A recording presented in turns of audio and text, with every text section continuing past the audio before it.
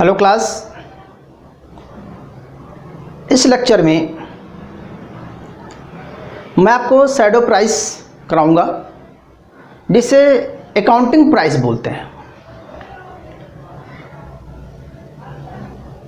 Accounting price, shadow price क्या है, इसका यूज़ कहाँ पर होता है और वाई वी नीड स्टडी, हमें इसे पढ़ने की ज़रूरत क्यों है, इन सब क्वेश्चन का आंसर आपको मैं वन बाय वन बताऊंगा।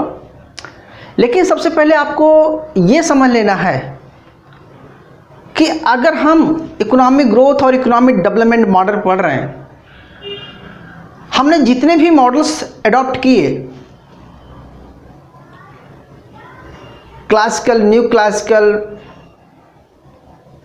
Technical models, growth models, big push theory, कोई भी थ्योरी की ले लीजिए आप, सब थ्योरी ने ये बताने का प्रयास किया कि भैया ये कर लीजिए तो इकोनॉमिक डेवलपमेंट होगा, इस तरह से चलेंगे तो हम इकोनॉमिक ग्रोथ कर लेंगे।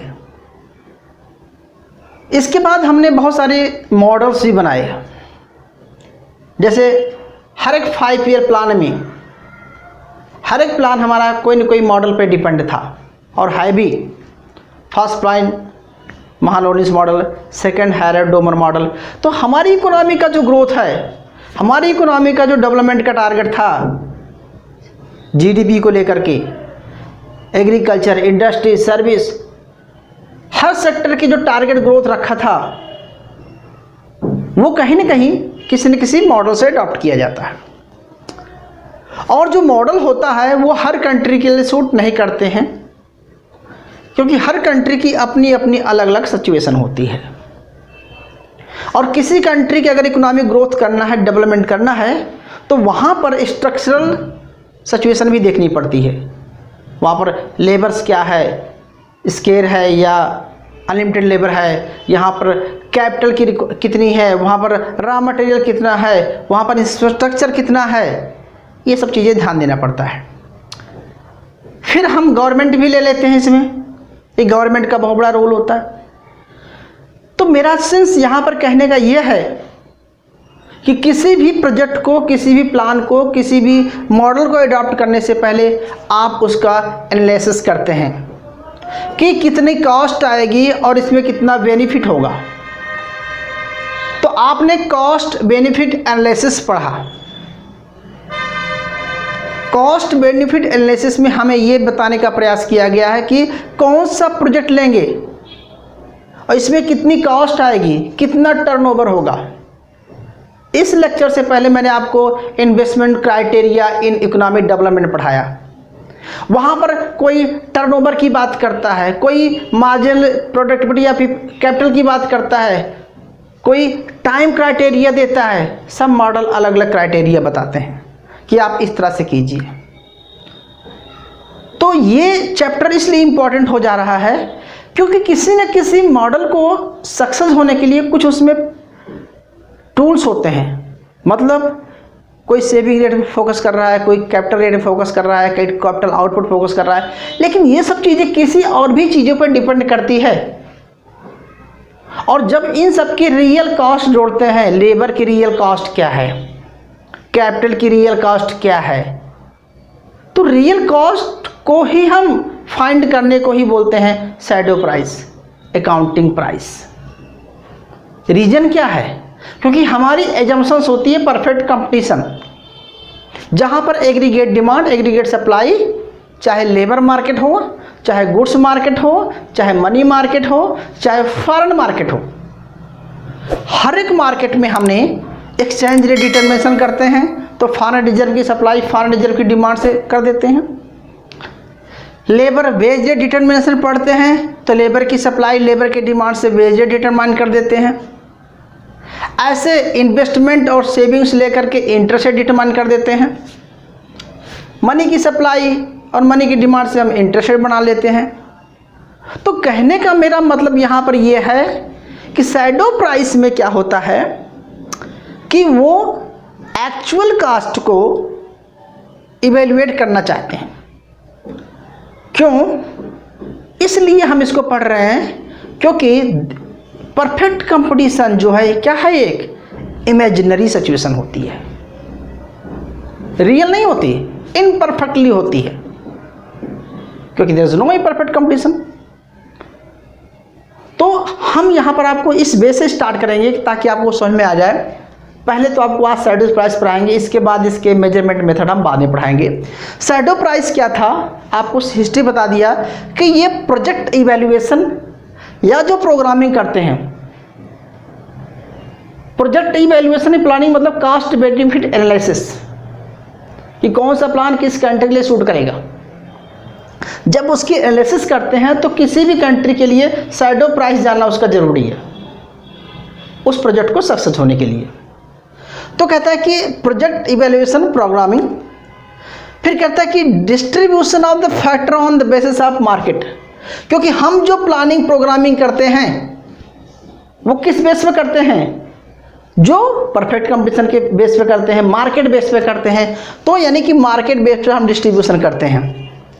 लेकिन प्रॉब्लम कहाँ आ रही है, हमने यहाँ पर 3 प्रॉब्लम देना है। देखो, mass unemployment at the existing wage rate, कहते हैं कि परफेक्ट कंपटीशन में वेज रेट फिक्स हो गई, लेकिन वहाँ भी बहुत सारी अनएम्प्लॉयमेंट होती है।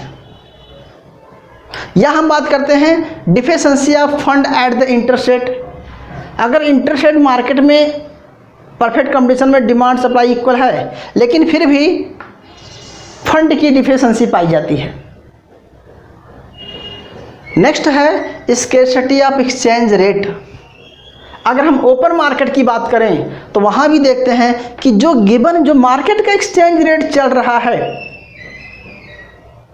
उस केस में भी हम मानते हैं कि हमारी कंट्री में एक्सचेंज रेट से हमारा BOP balance of payment balances है, लेकिन बैलेंस ऑफ पेमेंट बैलेंसेस नहीं है। क्यों? क्योंकि वो इमेजिनरी सिचुएशन हमने दिखा दिया, लेकिन एक्चुअल में है नहीं। इसी तरह से लेबर मार्केट में लेबर फुल यूटिलाइज दिखा दिया, प्राइस बेस्ड रेट, लेकिन क्या, अच्छा एक चीज़ और, हम बेस कितना देते हैं, जितनी उतनी मार्जिनल प्रोडक्टिविटी होती है, और मार्जिनल प्रोडक्टिविटी निकालते हैं डिमांड सप्लाई से, प्राइस से।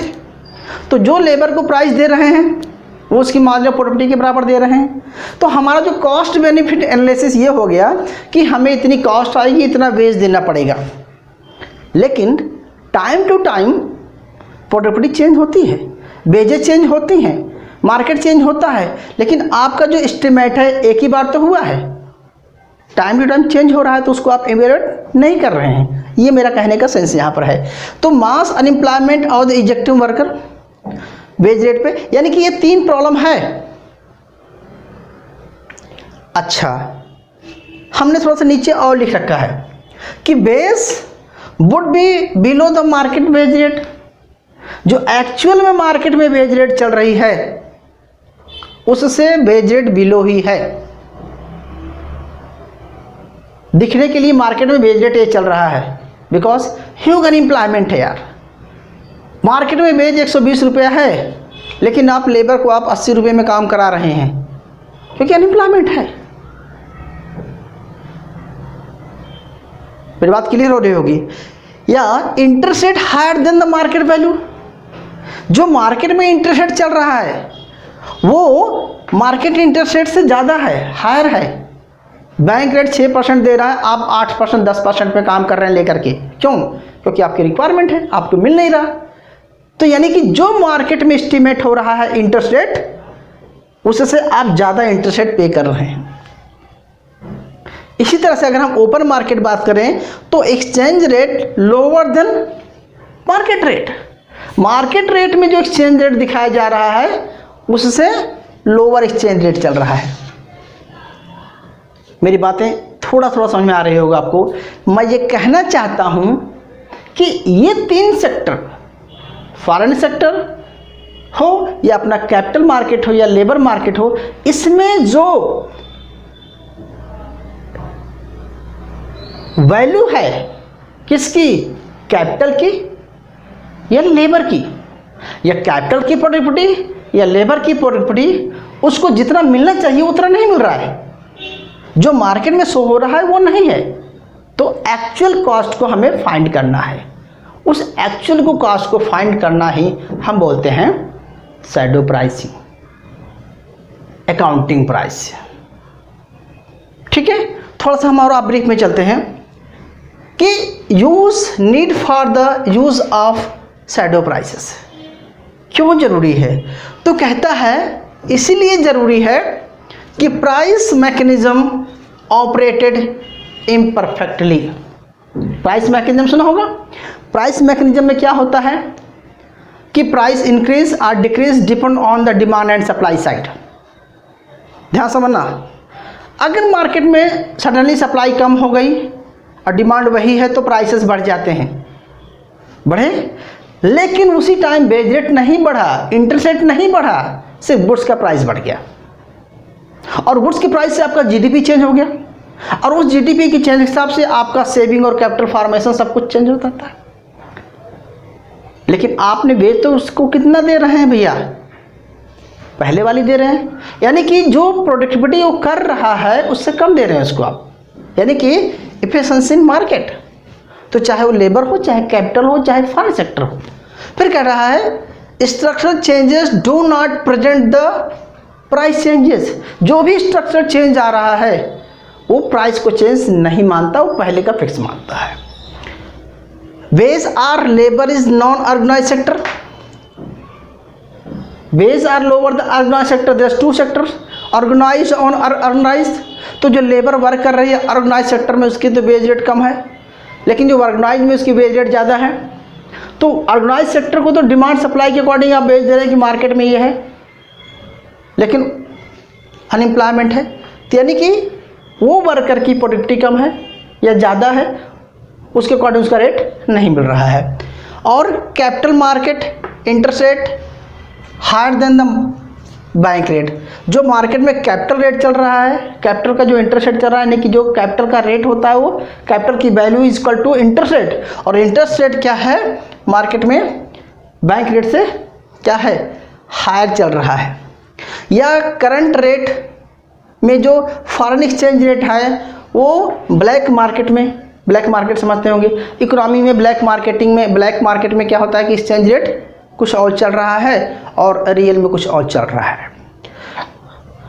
तो हमारा सेंस यहाँ पर आपसे ये सब बताने का इसलिए है क्योंकि शैडो प्राइस से या हम अकाउंटिंग प्राइस से ये चीज़ फाइंड करना चाहते हैं कि हमारा कॉस्ट बेनिफिट एनालिसिस में प्रोजेक्ट को कैसे इवेलुएट करेंगे, प्रोजेक्ट को सक्सेस होने के लिए। तो अब हम थोड़ा सा पढ़ते हैं मीनिंग, क्या मीनिंग निकला। वैसे आपको इतनी देर में समझ में आ गया होगा कि शैडो प्राइस का मीनिंग क्या है। कहता है ये इंट्रिंसिक है। इंट्रिंसिक वैल्यू समझते होंगे। इंट्रिंसिक वैल्यू का मतलब होता है कि जो आंतरिक वैल्यू है, जैसे अगर तुम 100 रुपये के नोट को फाड़ोगे तो 100 रुपये का सोना नहीं निकलेगा, गोल्ड, क्योंकि उसमें लिखा होता है मैं देना। तो यानी कि इंट्रिंसिक वैल्यू होते हैं जितने के अंदर हो। जैसे आप 1 रुपये का सिक्का गलाते हैं तो उसमें इंट्रिंसिक वैल्यू होती है। तो कहने का मतलब है कि इंट्रिंसिक वैल्यू जिसमें होती है, यानी कि उसका रियल, तो कहेंगे it is the term, it is the true value of factors. True value of factors, एक लेबर की क्या वैल्यू है, उसका क्या रेट है, वो उसको हम बोलते हैं अकाउंटिंग प्राइस। और जैसा कि यूनियन रिपोर्ट ने बोला कि in term of opportunity cost, एक अपॉर्चुनिटी कॉस्ट होती है उसको ही हम शैडो प्राइसिंग बोलेंगे। चाहे प्रोडक्शन की अपॉर्चुनिटी कॉस्ट हो, और चाहे एक लेबर की अपॉर्चुनिटी कॉस्ट हो, चाहे कैपिटल की अपॉर्चुनिटी कॉस्ट हो, अपॉर्चुनिटी कॉस्ट को ही हम अकाउंटिंग प्राइस बोलेंगे। अपॉर्चुनिटी कॉस्ट क्या होती है, आप यहाँ पर 100 रुपीज़ में वर्क कर रहे हैं और आपको कहीं अपॉर्चुनिटी मिलती है कि आप वहाँ पर 200 में जॉब मिल रही है, तो इट मीन्स आपकी अपॉर्चुनिटी कॉस्ट क्या है, 200 रुपीज़ थी, लेकिन आप यहाँ जॉब कर रहे हैं तो आपने 100 रुपीज़ का लॉस किया हुआ है। तो यानी कि जो एक्चुअल रेवेन्यू माइनस, समझ रहे ना, हम यहाँ पर नहीं जा रहे हैं आपको माइक्रो में, मैं ये कहना चाहता हूँ कि जो अपॉर्चुनिटी कॉस्ट है वही अकाउंटिंग प्राइस है। अगला ले लेते हैं marginal productivity of factors. Marginal productivity of factor का मतलब होता है कि एक भी फैक्टर है, चाहे लेबर हो कैपिटल, उसकी जो मार्जिनल प्रोडक्टिविटी है, जितना उसको वेजेस मिलता है कितना होना चाहिए, उसकी मार्जिनल प्रोडक्टिविटी के अकॉर्डिंग मिलना चाहिए।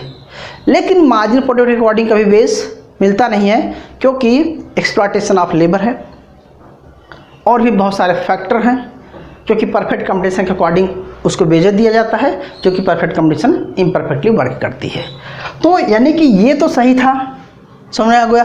अब मैं बताता हूँ, shadow price means the highest price of someone that willing to pay for one extra unit of something, यानी कि वही अपॉर्चुनिटी कॉस्ट।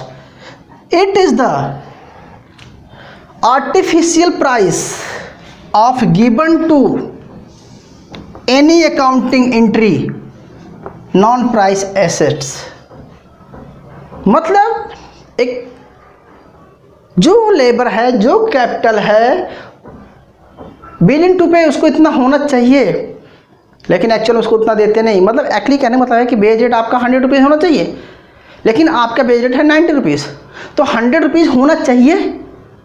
आर्टिफिशियल प्राइस अब होना तो चाहिए 100 रुपीज़, लेकिन है आपको 90 रुपीज़। तो जो 100 रुपीज़ है वो artificial price of given to the accounting entry non price assets. मतलब कि हम जब प्रोजेक्ट इवैल्यूएशन करते हैं तो एक्चुअल कुछ और होता है, उसको एनालिसिस कुछ और करते हैं। यानी कि अपॉर्चुनिटी कॉस्ट या मार्जिनल प्रोडक्टिविटी को हम बोलते हैं शैडो प्राइसिंग या प्राइस अकाउंटिंग। अच्छा, मैं बता दूँ थोड़ा सा, प्लीज़ नोट डाउन कर लिया होगा, मैं थोड़ा सा मिटा रहा हूँ, आगे चलते हैं, आपको बताते हैं कि फिक्सन ऑफ शैडो प्राइसिंग कैसे होता है।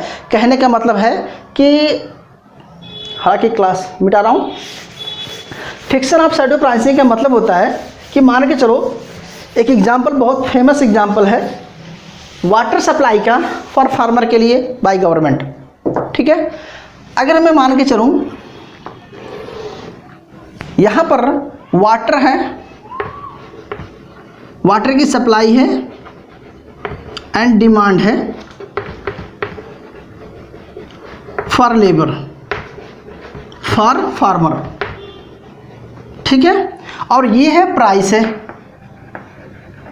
जिस प्राइस पे, जिस रेंट पे उनको अवेलेबिलिटी होगी। वो कहते हैं कि वाटर की डिमांड्स है, ये डिमांड्स मान लीजिए, और ये वाटर की सप्लाई है। ठीक है, तो हमारा सेंस यहाँ पर ये है कि मान के चलो, थोड़ी देर के लिए एज्यूम करो कि मान के चलो ये P1 प्राइस है, OP1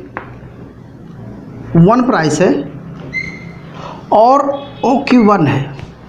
ध्यान देना, मेरा यहाँ पर कंसर्न आपसे ये है कि मार्केट में, मतलब इकोनॉमी में, या फार्मर को ओपी प्राइस पर डिमांड्स कितनी है फार्मर की, वाटर की सप्लाई की इतनी डिमांड है, लेकिन वो वाटर सप्लाई कितना कर रहा है, Q2 है। मतलब मार्केट में ओपी प्राइस पर फार्मर के लिए वो वाटर सप्लाई कितना कर रहा है, OQ2 कर रहा है। यानी कि इतना एक्सेस सप्लाई जा रहा है, पानी बह रहा है, कुछ हो रहा है, लेकिन उसका जो प्राइस है इतना मिल रहा है। ठीक है, अच्छा, सरकार का क्या हो रहा है, लॉस हो रहा है। मतलब कहने का मतलब ये है कि जितनी मार्केट में रिक्वायरमेंट है उससे ज़्यादा वो सप्लाई कर रहा है। थोड़ी देर समझना, वाटर की सप्लाई हो रही है। ठीक है, अब इसका मतलब ये उसका एक्सेस सप्लाई है वाटर की। अच्छा, फिर सोचेगा कि यार, फार्मर भी सोचेंगे कि एक्सेस बहुत ज़्यादा अच्छा सप्लाई मिल रहा है, सब कुछ हो रहा है, अच्छे रेट में मिल रहा है सप्लाई।